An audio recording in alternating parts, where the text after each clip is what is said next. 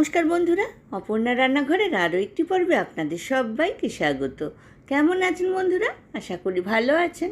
আজ চলে এসেছি পুজো স্পেশাল দই ভেটকির রেসিপি নিয়ে। পোলাও, ফ্রাইড রাইস কিংবা গরম ভাতের সঙ্গে এই দই ভেটকি কিন্তু ভীষণ ভালো লাগবে। কিভাবে বানালাম চলুন দেখে নিই।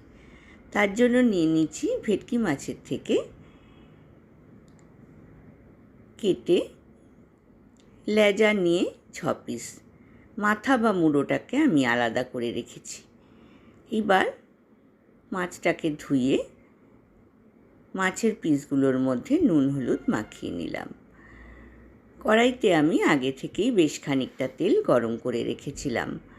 এইবার ভেটকি মাছের পিসগুলো কড়াইতে দিয়ে 2 পিঠ বাদামি করে ভেজে তুলে নেব।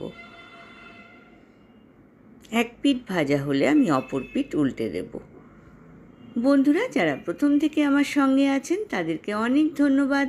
আর যেসব বন্ধুরা প্রথম আমার চ্যানেলে ভিজিট করছেন তাদেরকে আমার চ্যানেলে স্বাগত জানাই। ফার্স্ট রাউন্ড ভেজে নেওয়ার পর আমি বাকি মাছের পিসগুলো কড়াইতে দিয়ে দিলাম। 2 পিঠ বাদামি করে ভেজে তুলে নেব। এক পিঠ বাদামি হয়ে গেলে অপর পিঠ আমি উল্টে দিয়েছিলাম। কড়াইতে যে অবশিষ্ট তেলটা রয়েছে তার মধ্যে আমি আরও খানিকটা তেল অ্যাড করব। এইবার একটা মিক্সিং গ্রাইন্ডারে আমি দিয়ে দিলাম একটা বড় সাইজের কুচনো পেঁয়াজ, দিয়ে দিলাম 4 টুকরো আদা, 2 টুকরো রসুন, 2টো কাঁচা লঙ্কা, এর একটা মিহি পেস্ট বানিয়ে নিলাম।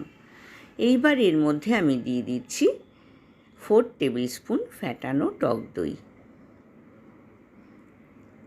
দিয়ে দেব 1 টেবিল স্পুন হলুদ গুঁড়ো, 1/2 টেবিল স্পুন জিরে গুঁড়ো, 1 টেবিল স্পুন কাশ্মীরি লাল লঙ্কার গুঁড়ো, স্বাদ মতো নুন আর চিনি, সবগুলো দিয়ে আমি এর একটা মিহি পেস্ট বানিয়ে নিলাম। কড়াইতে আমি আরও 2 টেবিল স্পুন সর্ষের তেল অ্যাড করেছিলাম। ফোড়নে দিয়ে দিয়েছি গোটা জিরে।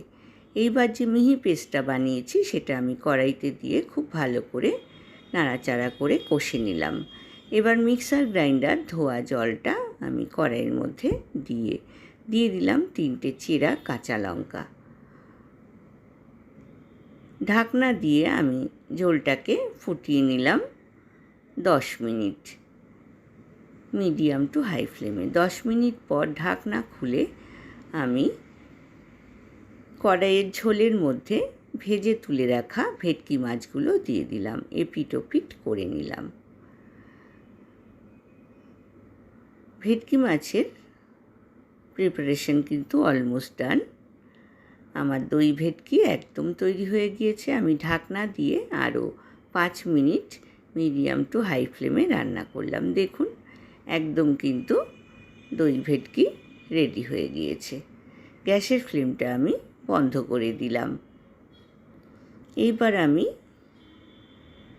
সার্ভিং বলে সার্ভ করে দেব বন্ধুরা। গরম গরম দই ভেটকি পুজোর দিনে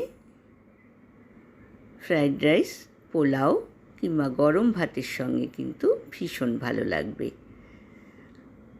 আশা করি আজকের রেসিপিটা আপনাদের ভালো লেগেছে।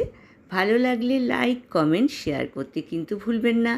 পাশে থাকা বেল আইকনটা প্রেস করবেন, তাহলে আমার নতুন নতুন রান্নার নোটিফিকেশান বা আপডেট কিন্তু আপনার কাছে প্রথম পৌঁছবে। আমি সার্ভিং বলে খুব ভালো করে গার্নিশিং করে দিচ্ছি।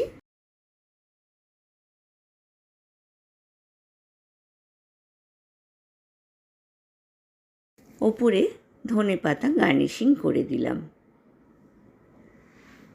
বন্ধুরা সবাইকে শারদীয়ার প্রীতি, শুভেচ্ছার ভালোবাসা জানিয়ে আজকের পর্বটি এখানেই শেষ করছি। সবাই ভালো থাকবেন, সুস্থ থাকবেন। ধন্যবাদ।